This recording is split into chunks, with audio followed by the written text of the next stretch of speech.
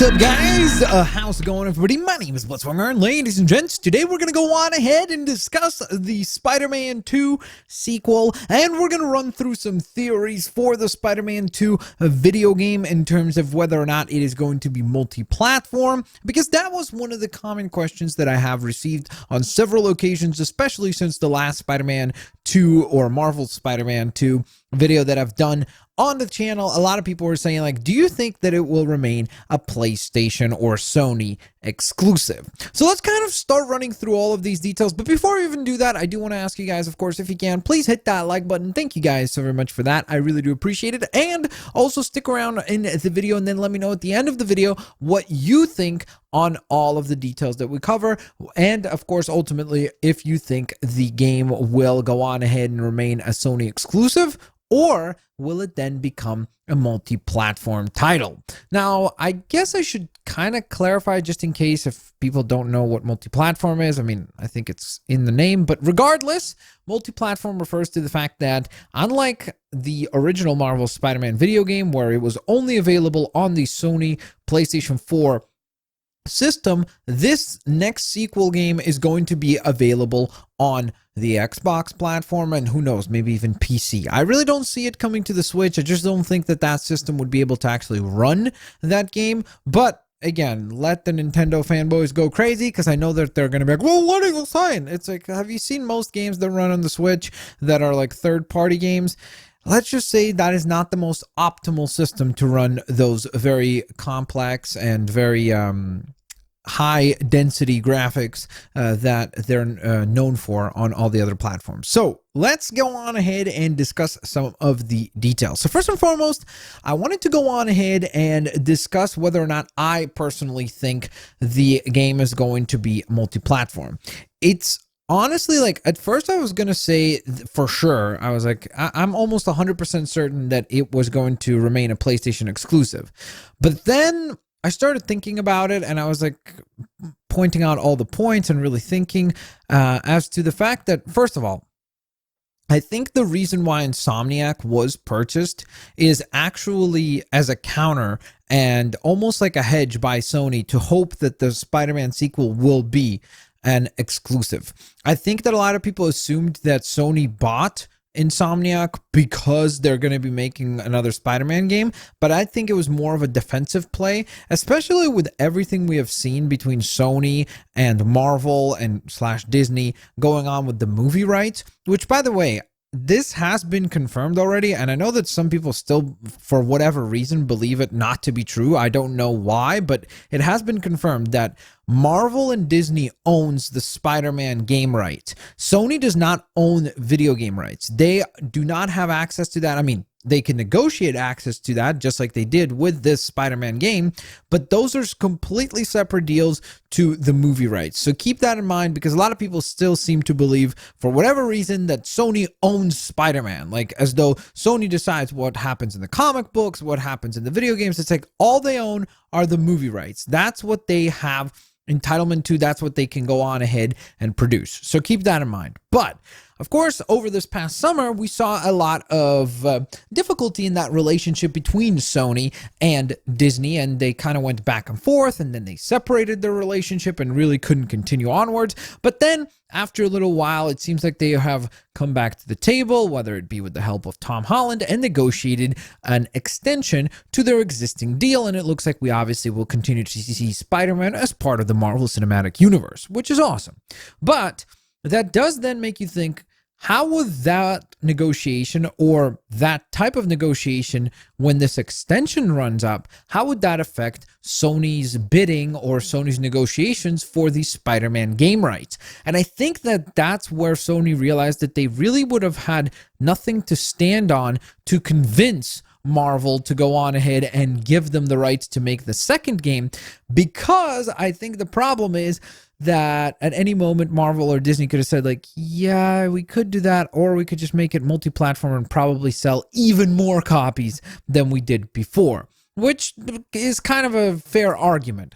However, Sony went ahead and purchased the company that created the game as almost a hedge, and being able to play defensively to say, hey, if you want these guys to make the sequel, and to be fair, Marvel has been very adamant about the fact that they are now going after really high quality developers to make their games. They really no longer want to abuse their rights and go on ahead and just have crappy games out there. They're going out of their way to select developers that will do an excellent job with their games. So because of that, I think it makes all the sense in the world, and in fact, it would be a massive backlash if any other developer were to go on ahead and work on the Marvel Spider-Man or the next Spider-Man game. So because of that, I think you can definitely see the fact that it was a very, very smart decision for Sony. Not only did they get a bunch of talented people into the Sony studio umbrella, which is fantastic and obviously great for all those folks, hopefully, but in addition to that, it was their play to go on ahead and position themselves to get the exclusivity of Spider-Man 2. Now, one other thing that I did want to discuss in this conversation, because I really do think that it would have some input into the decision-making with this game, or would have had the decision-making input had Sony not purchased Insomniac, and that is the Avengers game, because the Avengers game is actually one of the new projects from Marvel Games that is coming along, or I mean, I'm obviously aware of the fact that it's being made by, oh my gosh, why am I blanking on their name right now? Oh my goodness, the Montreal team. Oh, is it Crystal Dynamics? I think it's Crystal Dynamics. I forget the name of the company. Why am I forgetting their name right now? Oh, yeah. I'm just going to blank on it. It's the guys who make Final Fantasy. But regardless, what I'm getting at is that this Avengers game is going to come out, and it is going to be multi-platform. It will be available on both platforms, and it will be interesting to see how much, if it is a massive success, and if it is, from a sales and commercial standpoint, a much bigger success than Spider-Man, then that would be interesting, because I feel like at that point, it would have made Marvel more lenient and kind of lean towards, in general, in most deals, to multi-platform as kind of their go-to strategy.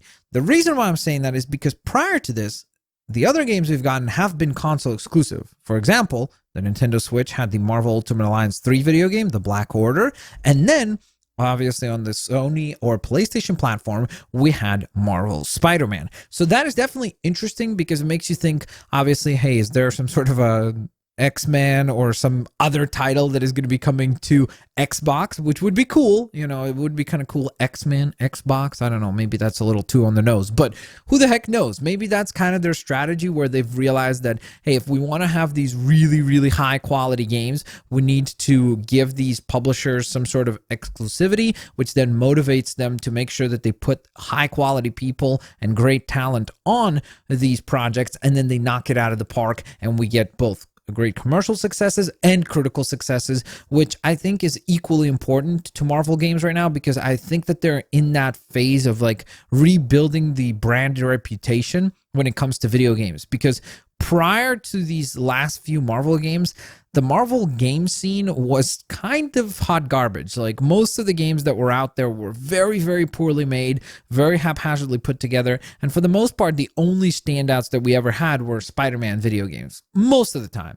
So I think that right now they're taking it very seriously to make sure that they are knocking it out of the park with whatever titles they're making. That's why I think they were so receptive to all the criticism that came along with the Avengers, and they've already went ahead and changed so many things about the game, whether it be the visuals, giving us a little bit more gameplay to explain that it's not quite as button mashing as we had thought. And I think that that's definitely really cool that they're listening, and it seems like they're pivoting when they need to, without hopefully obviously sacrificing their original vision completely. So with that in mind, I think that for me personally, if I had to guess right now, kind of surmising the whole conversation here, I think that the sequel right now, if I had to make a prediction, I really do think it's probably like 70-30 maybe, for the fact that it will be an exclusive on Sony, maybe 80-20 even. And I think that the thing that allows that to be such a great chance of happening is the fact that Sony bought Insomniac. Like, it was really only when I sat down that I realized, like, wow, that was a very, very smart strategic move by Sony.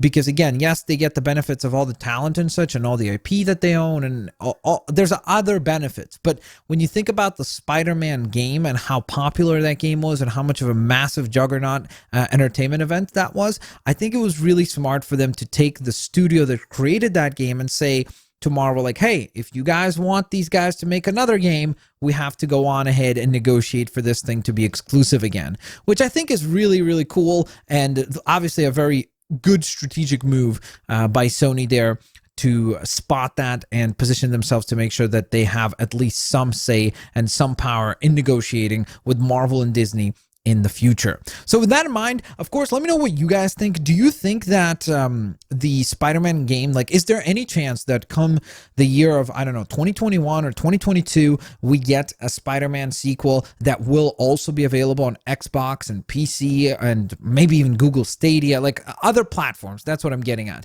Do you think that that's a possibility? Also, of course, when do you think the game will be coming out? We've already discussed that before, but it is interesting to think that several people pointed out to me that the original Spider-Man game took 4 years to make. So they're making the argument like, well, if that was the case, then 2018 to 2022 would make sense when the sequel would come out. But I would say that generally speaking, if you look at it outside of Rockstar, most of the time, the most difficult game, at least from what I can recall off the top of my head, the most difficult game usually for a game publisher to release is that first title, and then they tend to get the sequel out a lot faster. I don't know if it's just because they have a lot of leftover ideas maybe from the first game, or they already begin to work on the things that worked well in the first game. So it's not like they're starting from zero. They're starting already from a pretty good foundation of assets and ideas and gameplay mechanics, and then they can just build on top of it. So it would make sense. But for me personally, again, if I had to make a prediction, I think the sequel will come along in probably 2021. I'm hoping early 2021, but who the heck knows? Maybe, just maybe, somehow they surprise the heck out of us and somehow we end up getting this game next year. I doubt it. If I had to bet, like I said, I think 2021 is when we are going to see the sequel. Thanks all for watching, guys. Let me know what you think down in the comment section below. I'm very, very curious to hear your thoughts. Do you think that that was a clever move by Sony to go on ahead and purchase Insomniac in order to try to guarantee that the sequel for Marvel Spider-Man is and going to remain a Sony exclusive? Let me know in the comment section below. And if you disagree, let me know if you think it will actually be a multi-platform game. Peace out, guys. I'll see you later, alligators. Bye-bye, everyone.